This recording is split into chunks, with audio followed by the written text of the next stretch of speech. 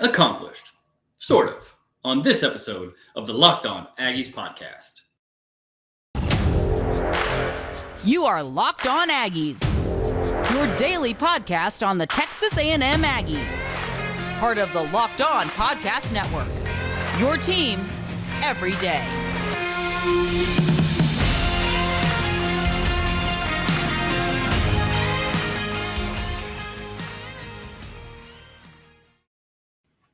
What's up? Welcome back to the Locked On Aggies podcast, part of the Locked On Podcast Network, your team every day. I am your host, Joey Ikes. Thanks so much for making Locked On Aggies your first listen. The Aggies got to 1-0 on Saturday against the Sam Houston State Bearkats. So in that sense, mission accomplished. We knew, and we talked about that on this show, that the Aggies were going to have a very tough opponent in Sam Houston. That the number of big-time college football transfers who transferred to Sam Houston State over the last few years, including this past year, meant that they had a roster that could be competitive, especially at certain positions. A name that we mentioned several times was B.J. Foster, who winds up making a pretty big play.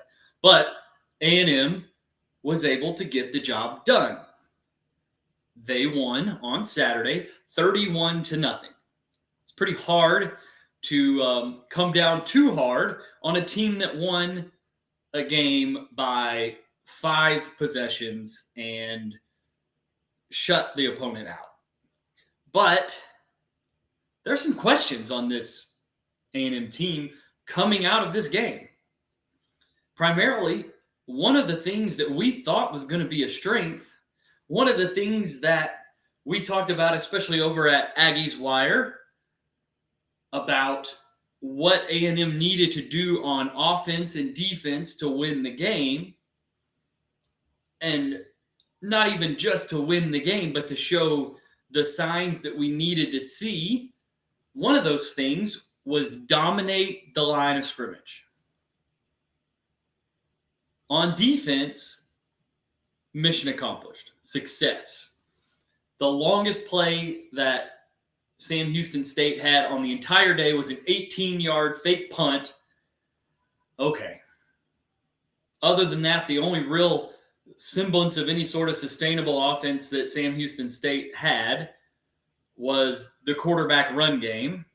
And a lot of that was related to scrambles and things like that were outside of the design, outside of scheme. But on offense, they definitely did not control the line of scrimmage. The offensive line struggled significantly with the movement up front from Sam Houston State. One of the things that Sam Houston State does from a schematic perspective is, especially on the interior, they slant and stunt their defensive linemen to move gaps and to crash down inside to disrupt the inside run game. And they were able to execute that against A&M. Now, Bryce Foster missed the game on Saturday due to an illness. But Matt Wyckoff, the guy who played center in the game, has taken almost every first-team rep at center since the spring. We've gone through this conversation several times, but Bryce Foster is also a track and field competitor for A&M. He throws a shot put and discus and was pursuing a national championship. He's that level of athlete in those events during the spring, so he missed spring ball. And then he comes into fall camp and winds up injured and misses a significant portion of fall camp. And once he works his way back in, spends his time with the second team, not the first team. So maybe Matt Wyckoff starting at center against Sam Houston State was the plan all along. But there was no Bryce Foster to fall back on this week. And that definitely played a part in the offensive line issues. This Matt Wyckoff is a guy who has not played a ton of football at the college level, and I think it showed in terms of diagnosing and handling the action on the inside. And then you compound that with the fact that, you have a young quarterback behind him, so he's not necessarily – he's in his third start, played his second full game of college football in the game, Haynes King. We'll talk about him probably in our next segment. But the offensive line then rotated the right guard with Layden Robinson and Jordan Moko. And Layden Robinson is a guy who was a preseason All-American from just about every entity that puts together one of those teams. Preseason All-American, preseason All-Conference, showed up in a lot of first rounds of early mock drafts, and he's being rotated out. Now, he did miss a significant amount of time in camp, so maybe there's a dynamic of maybe he wasn't ready to handle 70, 80 snaps on offense at right guard. Maybe. But they didn't run the ball well at all. Devin Achane averaged about 1 yard per rush before contact against Sam Houston State. We're not talking about Georgia. We're not talking about Arkansas or even Appalachian State. We're not talking about Alabama. We're talking about Sam Houston State, less than 1 yard per carry before contact. Now, coming out in the second half after the 3-hour almost lightning and rain-related delay, the Aggies came out with a clear intention on their first possession of the second half to run the ball and move the ball down the field on the ground. And they were able to do that. But there's real concern at this point as the Aggies move into a much more difficult portion of their schedule. They do have Appalachian State coming up, but if you watched App State play North Carolina last week, like I did, you know that that is going to be no cakewalk for the Aggies when App State comes to College Station. So the Aggies absolutely have to get this offensive line situation, specifically the interior of this offensive line situation, worked out. And maybe it resolves itself as Bryce Foster is inserted back as a center and Layden Robinson becomes the full-time right guard, and away we go. Maybe that's what happens. We better hope it's what happens. And Steve Adazio has some work to do if that's not what happens, or if that's not the plan to insert those two back in as your two most highly regarded interior offensive linemen. Neither of them played full-time in the game, and one of them didn't play at all. So there's an issue there. And it showed up on the ground. Specifically, they gave up some pressure, caused Haynes to float some balls that he otherwise would have been able to get his body into that, weren't able to be completed. But they've got to get this offensive line thing worked out, because if you can't dominate the line of scrimmage against Sam Houston State and there's not a course correction, you have problems coming when you get into the meat of the SEC schedule. We're going to talk about the rest of the offense and the great things that the offense did against Sam Houston State, led by Haynes King and Anai Smith. But first, if you haven't tried Built Bar Puffs yet, you are depriving yourself of one of life's greatest joys. And guess what? There's a new flavor. Ready, delicious, indulgent cookie dough. Yep, covered in chocolate. That's right. Built has done it again. Let me introduce you to your new favorite. Cookie dough chunk puffs have a light and chewy texture, real cookie dough chunks, and of course, they're covered in 100% real chocolate. All the joys of eating cookie dough without the hassle of making it, plus it's healthy for you. Cookie dough chunk puffs are only 160 calories and have a whopping 15 grams of protein in them. Run to Built.com today to snag a box for you and the family. It'll be the perfect treat, or you can find a really good hiding place and just order them for yourself. That's probably what I would do. Like all Built bars, the new cookie dough chunk puff is covered in 100% real chocolate. That means they're healthy and tasty. Chocolate covered cookie dough with light, fluffy texture. So stinking good. What's great about Built is that all the bars are made with collagen protein, which your body absorbs more efficiently and provides tons of health benefits. Eat something that tastes good and is good for you.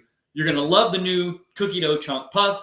Whether you need a snack for your workout, a late night treat, or just need to grab a quick bite, Built is the perfect protein bar, and they taste better than a candy bar. Ditch the calories, fat, and sugar and grab yourself a Built bar. We do have a new code. Go to Built.com. The new code is LOCKEDON15. Get 15% off your order with promo code LOCKEDON15. One of the other keys to the game for A&M that is also a key to the season as a whole was, can they generate explosive passing plays on offense? And the answer to that question is, without a doubt, an overwhelmingly resounding yes. They had, for context, as many passing plays of 40 yards or more in the game against Sam Houston State on Saturday as they had in 2021 for the full season at 3. The first score of the game, Keith Brown lines up in the slot, runs a slot fade down the left sideline, and Haynes King delivers a perfect ball, catch, run, 66-yard touchdown pass. Aggies lead 7-0. Then, leading 10-0 going into late in the second quarter, Aniyah Smith runs up the seam. Beautiful ball from Haynes King with a little bit of a coverage breakdown from Sam Houston. Haynes King delivers a perfect pass. Aniyah Smith catches it. Here comes Keith Brown again, delivering a beautiful block to spring Aniyah Smith for this time a 63-yard touchdown pass. And then in the second half, back to Aniyah Smith for another 40-plus yard touchdown pass. This is exactly what you wanted to see from the A&M passing game. Combine Aniyah Smith's 165 yards receiving, over 160 yards receiving. Haynes King completed over 60% of his passes, 364 yards, 3 touchdowns, did throw 2 interceptions. We talked about how he needed to do a good job of protecting the football, and that was part of the consistency aspect that we were sure Jimbo Fisher was looking for from his second-year starting quarterback. But we got to remember he's starting his 3rd game, playing only his 2nd full game. Evan Stewart showed up. Chris Marshall showed up. It was exactly what you were hoping to see from a position group, the wide receivers, that you feel like for the first time in Jimbo Fisher's entire tenure in College Station was going to be a strength for the football team. And they showed up that way. Both true freshmen showed up. Chase Lane made a couple of nice plays. It was a wonderful day for the Aggies pass catchers. And Evan Stewart was a couple of balls away from a 140 or 150-yard day of his own. There were 2 balls specifically on deep post type, skinny post seam type patterns where the touch from Haynes King was not quite right on the pass, and it cost them the opportunity for a huge play. One of those was batted down on a bit of a skinny post from the slot where Stewart was open, and if the ball goes over the top, it's probably a touchdown. Instead, it gets knocked down. The second one, he runs another deep post. Ball goes a little bit flat, and B.J. Foster, the former 5-star safety who was at the University of Texas until last year. We talked about him a lot last week. He comes flying over, gets in front, gets between Stewart and the ball, interception, ends a drive early in the game that would have really, that interception on that play was, he intercepted it at the 2-yard line. Momentum carried him in the end zone. He ran it back out a little bit. That interception at that part is really the difference probably in us feeling like A&M came out and absolutely blew the doors off of Sam Houston, and the way we feel today where they won, they played relatively well, but there was sort of a lot left in terms of things to be desired from what we see from A&M on the offensive side of the ball. That one throw probably makes a huge difference. That ball goes over the top and Stewart catches it, and we're talking about an 80 or 90-yard day from the true freshman and a 400-yard day from Haynes King and a almost 40-point or more victory, and it's a little bit of a different feeling coming into Monday as we head and look towards Appalachian State over the rest of the week. On the defensive side of the ball, this A&M defense is, at least for week 1, has been everything it has advertised to be. The A&M defense absolutely eliminated anything and everything that Sam Houston State tried to do, other than some quarterback run action from the Sam Houston State quarterback.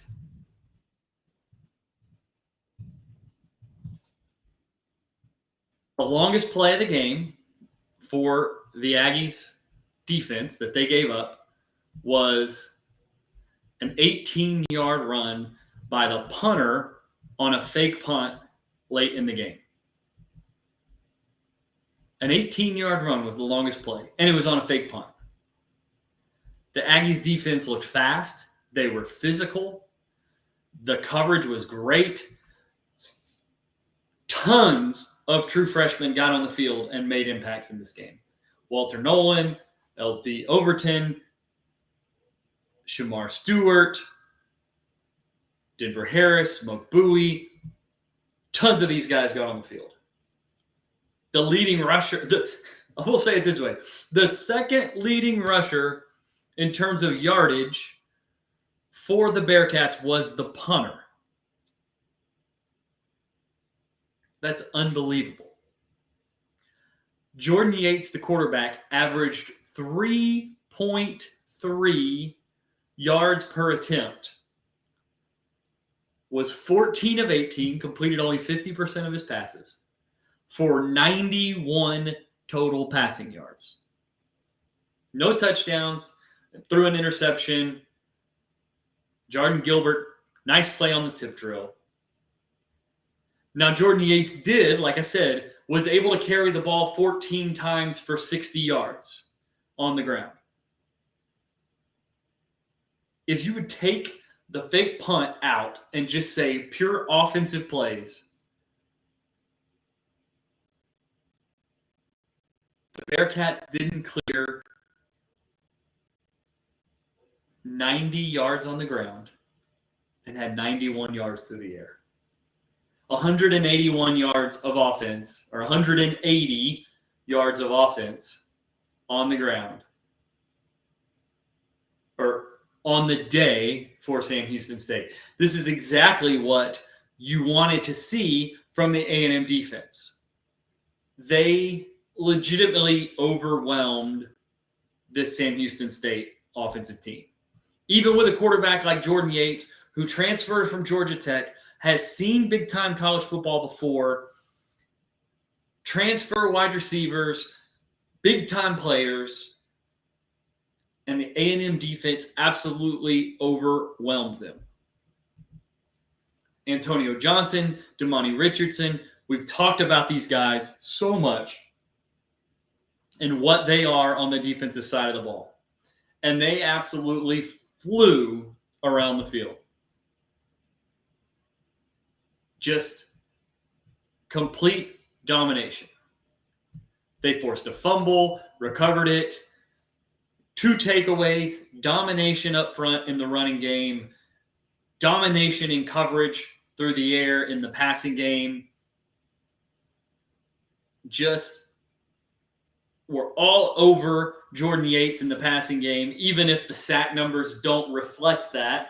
The level of disruption that they caused up front was remarkable. It was exactly what you want to see from a defense in this type of game to kick off the season. And the fact that they were able to roll so many of those freshmen in and get them meaningful – the freshmen weren't playing when it was 31-0 midway through the fourth quarter. The freshmen were playing when it was 0-0 in the first quarter before A&M was even on the board. These guys were getting on the field. And that's exactly what you want to see when you bring in this massively huge recruiting class.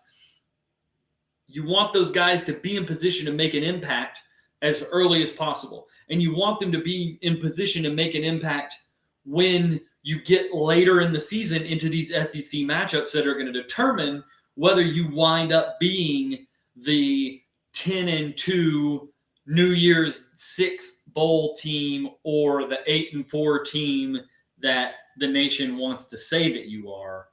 Those true freshmen might be the difference.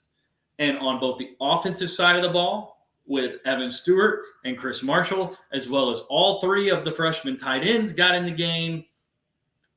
And on the defensive side of the ball with Walter Nolan and that crew, they were able to get massively meaningful snaps in a game that for a good portion of it was well contested against an opponent that brought some interesting things scheme-wise to the table, and they successfully handled it.